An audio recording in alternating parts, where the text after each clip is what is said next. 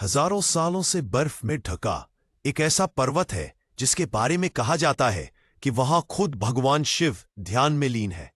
यह है कैलाश पर्वत, धरती का सबसे रहस्यमयी स्थान। कहते हैं यहां समय ठहर जाता है, हवा में अजीब सी ऊर्जा महसूस होती है और कंपास तक काम करना बंद कर देता है। आज तक कोई भी इंसान इसकी चोटी पर नहीं पहुंच सका, क्योंकि जो गया कभी लौटकर नहीं आया। वैज्ञानिक कहते हैं कि यह पहाड़ एक परफेक्ट पिरामिड जैसा है, जो चारों दिशाओं में समान कोनों पर झुका हुआ है, जैसे किसी ने इसे बनाया हो। क्या कैलाश पर्वत सच में भगवान शिव का निवास है या फिर किसी दूसरे आयाम का द्वार? इस वीडियो में हम खोलेंगे उस रहस्य को जिसके बारे में शायद ही किसी ने आपको बताया होगा। तो वीडियो को आखिर तक जरूर देखिए, क्योंकि जो आप जानने वाले हैं वो आपकी सोच हमेशा के लिए बदल देगा। हिमालय की बर्फ से ढकी ऊंचाइयों में एक ऐसा पर्वत खड़ा है जिसे आज तक किसी इंसान ने जीत नहीं पाया। यह है कैलाश पर्वत, जिसे भगवान शिव का निवास कहा जाता है। कहते हैं यहां हवा में भी रहस्य है और पत्थरों में भी शक्ति।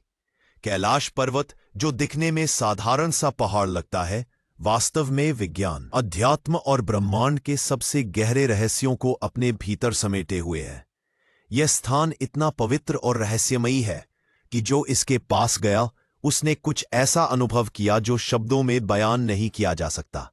यह वही पर्वत है जहां समय की रफ्तार धीमी पड़ जाती है, जहां कंपास काम करना बंद कर देता है और जहां ध्वनि की तरंगे एक रहस्यमय कंपन पैदा करती है, मानो स्वयं महादेव ध्यान में लीन हो। दुनिया के कई देशों के वैज्ञानिकों ने इस पर्वत का अध्ययन किया, लेकिन वे सिर्फ यह कह पाए, यह स्थान सामान्य नहीं है।